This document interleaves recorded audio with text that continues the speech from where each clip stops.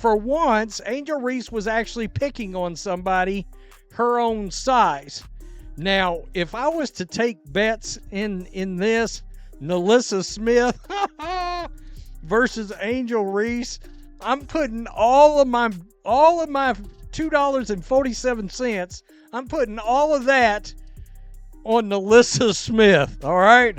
I'm not sure it would be even close. It was a showdown the WNBA desperately needed, and one Angel Reese never saw coming. For years, she's built a formidable reputation on sheer intimidation, a relentless pressure that left opponents reeling, visibly shrinking under her gaze. She walked onto the court, an undisputed force, expecting nothing less than full capitulation. But what happens when that dominant presence, that seemingly unyielding force, finally meets someone who doesn't just stand her ground, but shatters her carefully constructed persona? This wasn't just another game, it was a brutal, undeniable reality check, a public unraveling that sent shockwaves through the league and exposed truths no one expected to see. Get ready, because the full story behind this seismic clash and what it means for the future of women's basketball is about to be laid bare.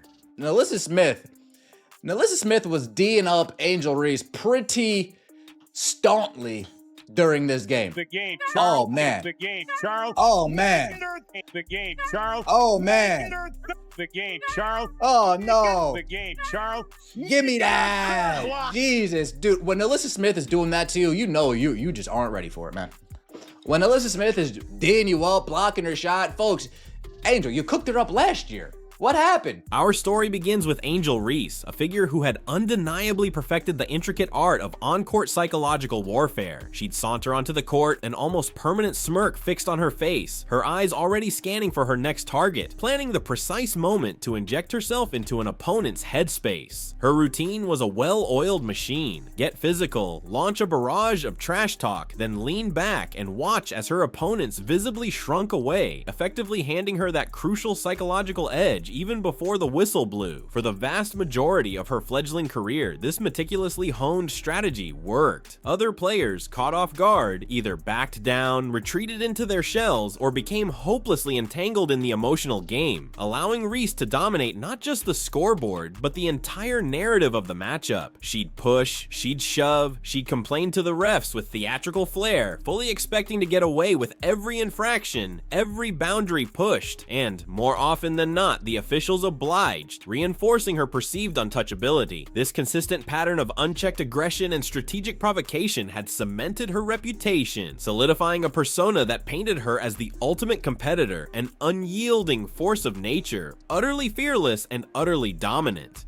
The two of them getting into it. And by the way, this started off by NaLyssa Smith going for a rebound and Angel just shoving her. Just shoving her and then complaining to the refs. And by the way, I don't blame Angel Reese for, shoving people and expecting to get away with it. The referees have shown that you are allowed to shove people and get away with it.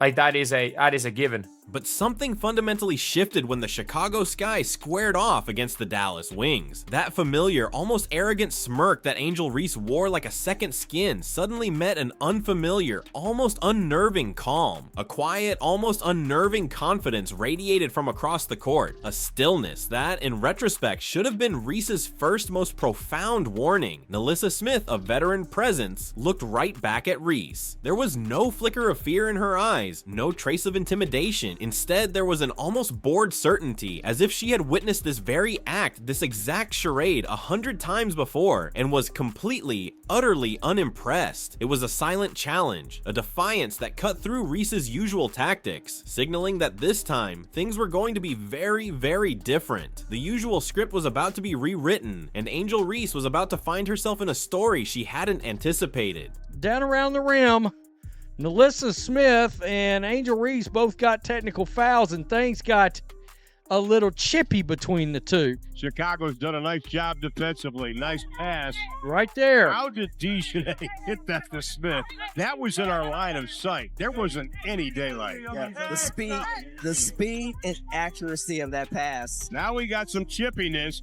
Smith and Reese jawing at each other. The fuse of this explosive confrontation was lit almost immediately, sparked by what appeared to be a fairly routine play, albeit one with a clear undercurrent of aggression. During a rebound attempt, Angel Reese delivered a hard, unmistakable shove to NaLyssa Smith. It was a blatant foul, the kind of physical imposition that, in most contexts, would have seen an opponent simply take the hit, perhaps shoot a quick, frustrated glance, and then move on with the game. But NaLyssa Smith, as we've established, wasn't built like most players. This wasn't just a simple foul for her. She had something to say about it, and whatever precise, cutting words came tumbling out of her mouth, they struck Angel Reese like a live wire, igniting her infamous temper like a Christmas tree in a sudden surge of uncontrolled fury.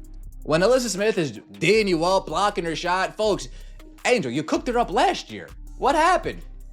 What happened last year? Was it the Indiana Fever on the jersey? That made you go extra hard? Was it that other player on that team that was like, oh, that 22, oh, I really want to show her something? Is that what really made it?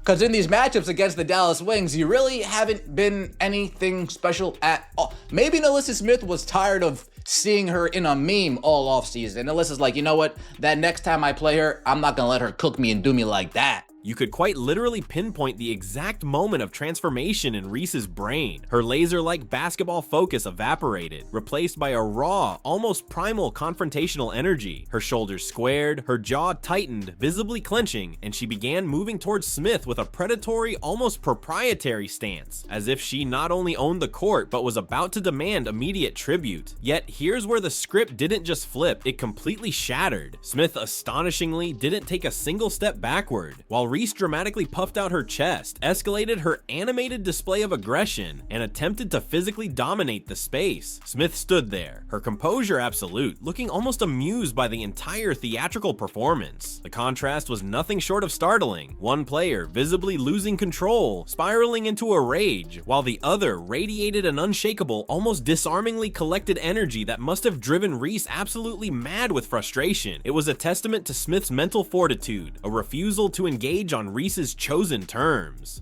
I'm not sure Angel Reese would actually want that to turn into something where hands are involved, because my goodness, I mean, I'm just going to keep it real. NaLyssa Smith, I think she sort of believes she's a little bit more masculine, right? Now, I'm going to tell you, as far as flexing goes, we talked about this a little earlier, NaLyssa Smith showed her ass last night. She did. I mean, at 6 of 12 from the field, 27 minutes, 20 points, 3 block shots last night. This wasn't simply a one-off isolated incident. This was the dramatic culmination of a simmering, long-standing rivalry. These two formidable athletes had been jawing back and forth, trading barbs, and challenging each other's presence since Reese's rookie season. A history of friction had been quietly building, a tension that finally boiled over on this fateful night. Their past encounters, particularly when Smith was still suiting up for the Indiana Fever, had been characterized by smaller, quicker moments of animosity, rapid-fire exchanges that were swiftly broken up by officials or teammates. But this time, with the glaring cameras rolling, the bright lights of national television shining down, and a full expectant arena watching every single breath, Angel Reese found herself trapped. There was no comfortable exit, no convenient escape. She couldn't just walk away without suffering a devastating loss of face, a public humiliation that would chip away at the very core of her intimidating persona. This was the moment the rivalry demanded a resolution, and both players, willingly or not, were about to deliver it. Angel Reese goes after shoving NaLyssa Smith.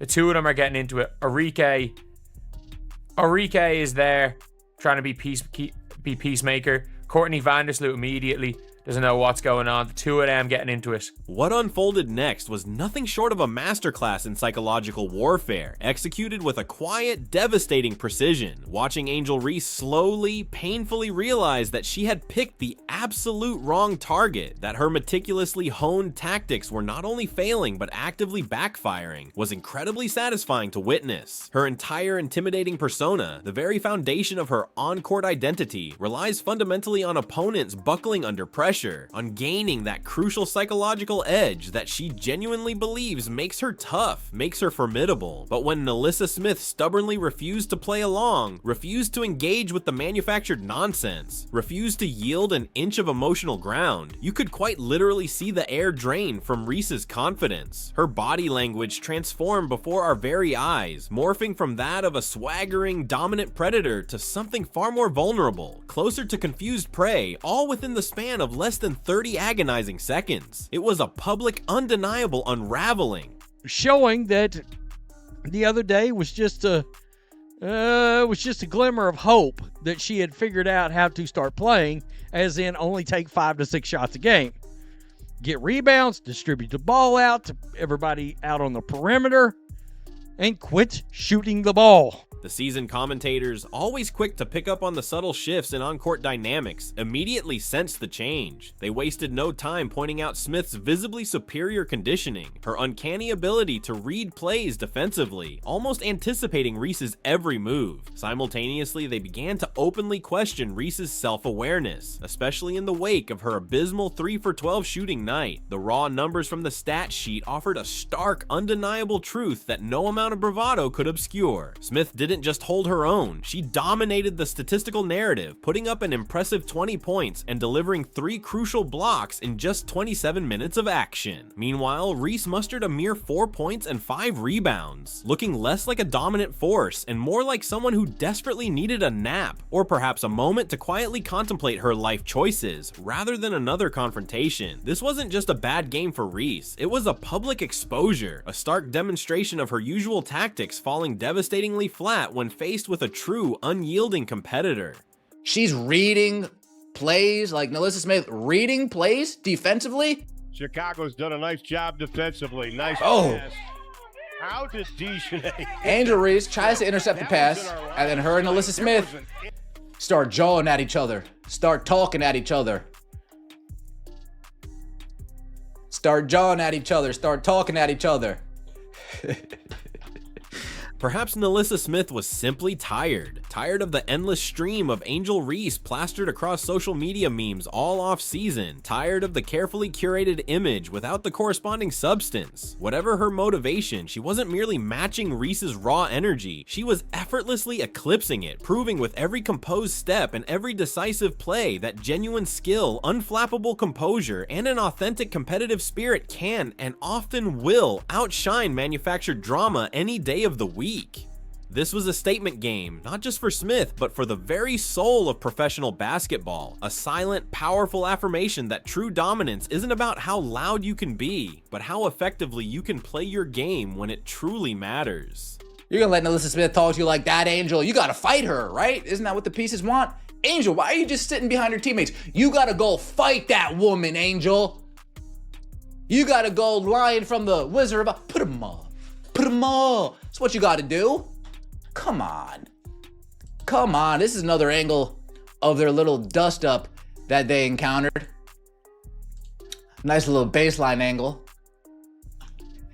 But there's an even deeper, more resonant layer to NaLyssa Smith's unyielding stand, a hidden history that infused her defiance with a profound sense of personal purpose, her inextricable connection to the Indiana Fever. Smith spent a significant formative period with that organization, immersing herself in their culture, internalizing their values, and understanding what true professional basketball looks and feels like at its core. And who, might you ask, does the Indiana Fever now prominently feature as its undeniable star? None other than Caitlin Clark, the player Angel Reese has relentlessly, consistently, and publicly thrown shade at all season long, engaging in a one-sided war of words and gestures that has frequently crossed the line of acceptable sportsmanship. In this game right here, if we don't remember, up until the point where the starters were taken out, Angel Reese had 4 points.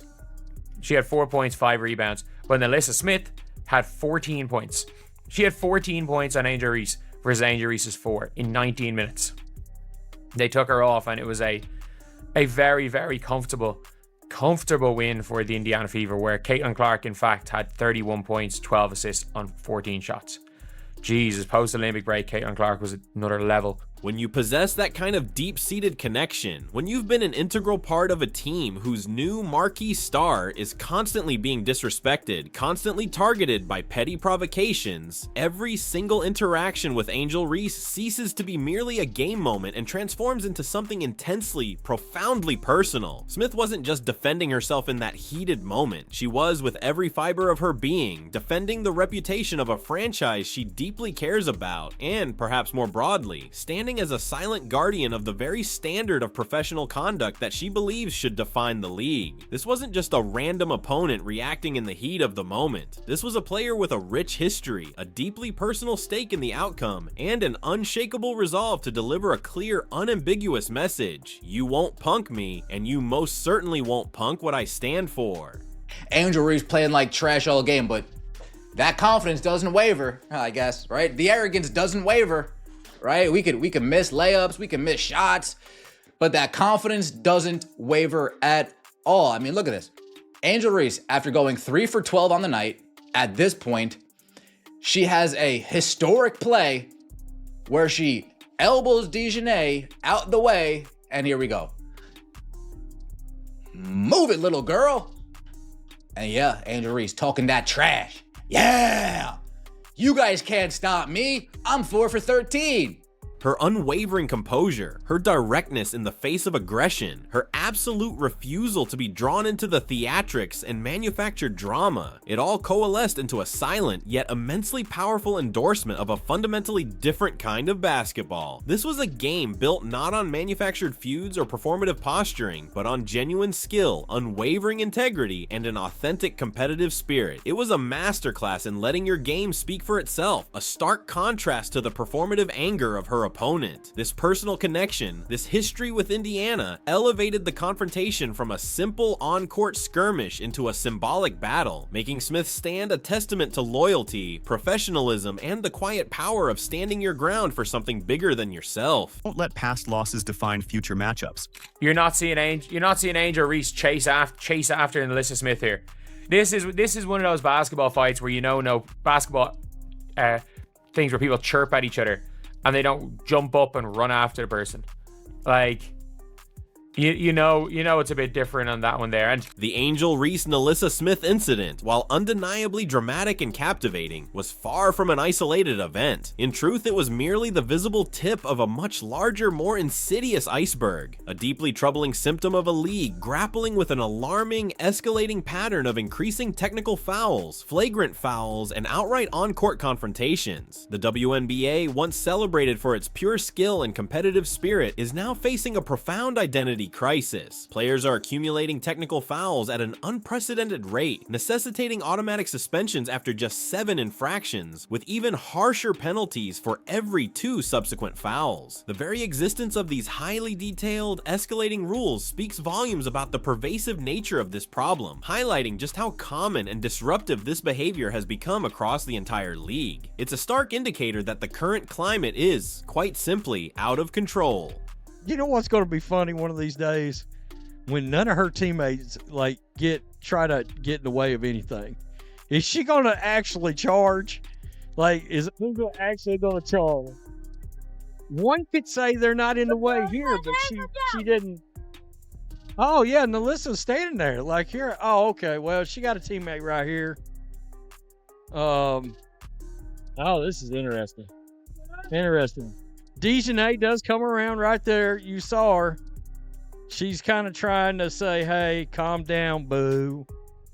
Calm down. What makes this situation even more frustrating, even more concerning, is the league's official response, or more accurately, its alarming lack thereof. Both Reese and Smith, despite the palpable tension and the clear defiance, received nothing more than standard technical fouls for their highly charged confrontation. That was it. No additional consequences, no serious in-depth discussion about the escalating nature of player behavior, no visible effort to de-escalate the tension. The league's measured, almost passive response stands in stark contrast to the potentially volatile, even dangerous nature of these confrontations. What message does this send to players across the league? It's a chillingly clear one. Go ahead, get your technical fouls, it's fine. The WNBA is, whether intentionally or not, effectively giving players tacit permission to act out, to push boundaries, to engage in these public skirmishes, precisely because they understand that the actual consequences are minimal, barely a slap on the wrist. See through your perspective on the flagrant foul, and what was the point you were trying to make to her? It's just a good take foul, you know? Either Angel gets wide open 2 points or, we send him to the free throw line. Nothing malicious about it. It's just a good take foul. Every basketball player. Many passionate WNBA fans are now openly calling out what they perceive as a fundamental referee problem. They point to numerous instances where officials seemingly turn their backs, become passive, or simply allow the increasingly physical play to escalate without proper intervention. This lax, inconsistent approach to officiating fosters an environment where drama frequently outweighs the actual basketball being played, actively undermining the integrity and reputation of the sport itself. It's a vicious cycle. Unchecked aggression leads to more aggression, which in turn leads to more inconsistent officiating, and the entire system spirals downwards. This isn't just about a single game, it's about the very future of the league, its ability to command respect, and its capacity to grow into the premier professional sports organization it aspires to be.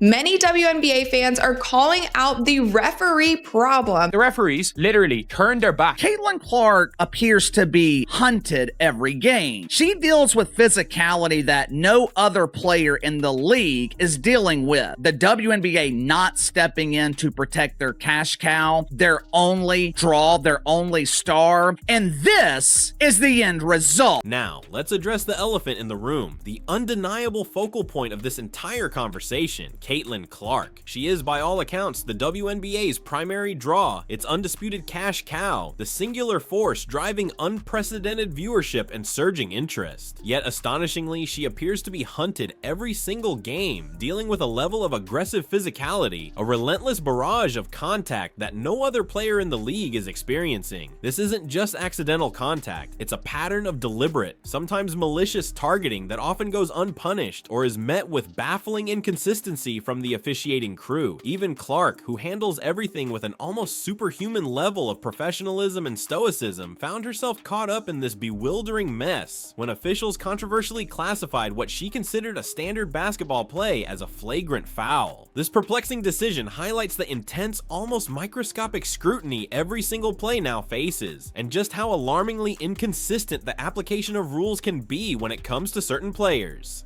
The situation with Caitlin and Angel shows that they hate each other. I think they just hate each other, period. I think they just hate each other in general. Like, I don't know, hate's a strong word. There is a 0% chance that Angel Reese and Caitlin Clark like each other. Like, I'm sorry. If you are Caitlin Clark, if you are a person and you got blindsided by somebody and someone else jumped up and celebrated, you wouldn't like that person.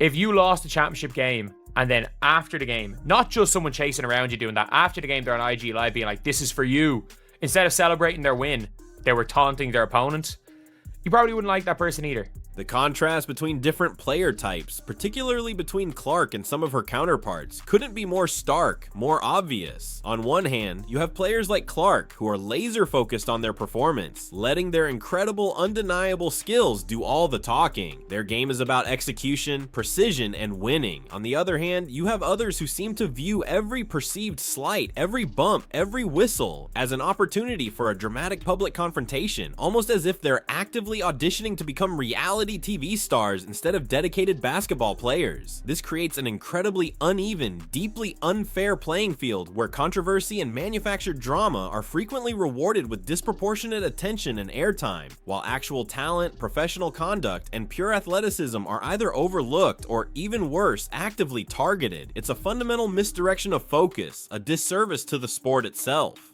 It's shocking. Caitlin Clark will be sidelined for at least 2 weeks with a quad injury. Bullets has emerged. How Caitlin Clark got hurt. He fouls her for the 4th time. It's cheating. It's Caitlin Clark is the driving force behind the interest in the Fever and the interest in the WNBA. Rookie Caitlin Clark was subject to several intentional fouls. The narrative often spun, suggesting that Clark and Angel Reese simply hate each other, while making for undeniably juicy headlines and fueling social media engagement frequently distracts from the deeper, more systemic issue: the WNBA's profound failure to protect its biggest, most valuable star and to consistently, equitably enforce its own rules for all players. This isn't just a failure of officiating, it's a failure of league leadership to prioritize the long-term health and credibility of the game over the fleeting, manufactured drama of the moment. This situation isn't just harming Clark, it's harming the entire league by allowing this toxic dynamic to persist, risking the alienation of new fans drawn in by genuine talent only to be met with constant, distracting controversy.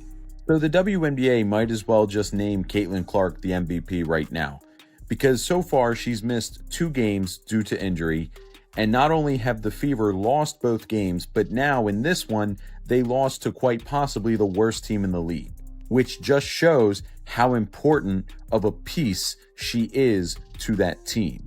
She's averaging 19 points, 9 assists, and 6 rebounds a game this year in the 4 games she played. She is super important to that team, and it's proving it that she is the most valuable player on that team. It has become painfully clear that the current disciplinary measures within the WNBA are demonstrably failing to modify, let alone deter, problematic behavior. The league's persistent reluctance to impose stronger, more consistent consequences for repeated aggressive actions and on-court altercations raises serious existential concerns about the WNBA's long-term viability and its fundamental integrity. Players have learned, often through direct experience, that they can continually push boundaries, engage in provocative acts, and escalate confrontations without facing any real, meaningful punishment beyond a minor technical foul. The entire system relies heavily on in-game officials to subjectively assess technical and flagrant fouls, a methodology that inherently introduces massive, often maddening inconsistency. These calls are by their very nature subjective, varying wildly based on the officiating crew on a given night, the specific game context, or even the perceived personalities of the players involved. This glaring systemic inconsistency fatally weakens any deterrent effect the existing policies might theoretically have, turning what should be clear rules into arbitrary suggestions. She's going to be out for a couple weeks. Let's see how viewership does in the 3 weeks that she's out. Let's see how ticket sales go when she's out. Let's see how the WNBA as a whole comes out. Because I think they're trying to make a message to the WNBA that, hey, look, we don't necessarily have to put this woman on a pedestal. Like, she doesn't need to be treated like Jesus, Mary, Mother of God, anything like that. But I think if the WNBA wants to go in the right way with these CBA negotiations and getting bigger and more prominent, they need to embrace change. And she is good change for the WNBA. What's truly damaging, truly maddening for dedicated fans is how relentlessly these confrontations steal attention from the truly incredible athletic talent that is undeniably on display night after night. Fans flock to arenas, tune into broadcasts, and engage with highlights because they yearn to witness elite athletic competition, to marvel at skill and precision. They are not tuning in to watch players engage in protracted verbal sparring matches, engage in performative physical confrontations, or witness the petty drama of playground antics. Every single minute, every second spent addressing these altercations, reviewing contentious plays, and managing player outbursts is time not spent showcasing the remarkable skill, grace, and athleticism that truly defines women's professional basketball. It's a complete and utter distraction from the actual game, and it is demonstrably eroding the league's hard-won credibility and its fundamental appeal. The WNBA stands at a critical, defining juncture right now. Its response to these highly publicized, increasingly frequent incidents will unequivocally determine whether it can finally establish itself as a premier, universally respected professional sports organization, or if it will continue to be tragically overshadowed, even defined, by manufactured controversies and a culture of unchecked aggression. It appears distressingly that short-term attention and the fleeting buzz of controversy are being prioritized over long-term professionalism, sustained growth, and the essential integrity of the league. The Angel Reese situation, her persistent antics, and particularly her embarrassing confrontation with NaLyssa Smith perfectly exemplify this broader crisis. It forces the WNBA to make an unavoidable, stark choice. Will it continue to tolerate disruptive behavior, or will it finally establish and rigorously uphold unequivocal professional standards for all its athletes? The answer to that question will shape the very trajectory and legacy of women's basketball for generations to come. So, what have we uncovered? The Angel Reese NaLyssa Smith clash was far more than just a momentary dust-up in a basketball game. It was a potent, undeniable microcosm of the WNBA's biggest, most pressing challenges. It laid bare the simmering tensions, the deeply problematic behaviors, and the glaring inconsistencies that threatened to define the league if left unaddressed. It forced a conversation that has been building for too long. Will the WNBA choose to embody true professionalism, a stage for elite athletic excellence, or will it succumb to the allure of playground drama, of reality television theatrics? Because, as this incident so powerfully demonstrated, you simply cannot have both without one inevitably, painfully suffering. The truth is, the future of the WNBA, its long-term health, and its capacity for genuine growth rests not on manufactured feuds or fleeting viral moments of controversy. It rests on the shoulders of players who embody the very best of the sport, athletes who represent it with dignity, with skill, and with an unyielding commitment to excellence. Players like NaLyssa Smith, whose calm defiance and unwavering professionalism shattered an illusion. Players like Caitlin Clark, who, despite facing unprecedented scrutiny and physicality, consistently proved that athletic excellence and professional conduct can and absolutely should go hand in hand. Their performances, their quiet dedication, and their refusal to descend into the chaos are the true foundation upon which a respected league must be built. As for Angel Reese, well, let's just say her unyielding confidence, unchecked by substance, continues to lead to embarrassing confrontations and underwhelming statistics. The WNBA stands at a critical juncture, facing a pivotal decision. Will it finally address its underlying issues? Will it enforce its standards? And will it protect the integrity of the game? Or will it continue down a path of self-sabotage, allowing manufactured drama to overshadow the truly remarkable talent that defines the league? The answer to that profound question, poised on the precipice of its biggest moment yet, will ultimately determine the WNBA's legacy. Who truly wins when the drama, not the game, takes center stage? It's a question that demands an answer, and the world is watching.